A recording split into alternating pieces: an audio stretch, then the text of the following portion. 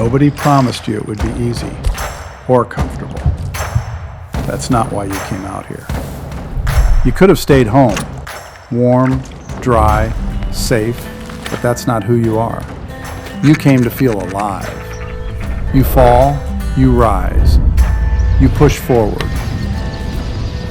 Out there, nature doesn't bend for you.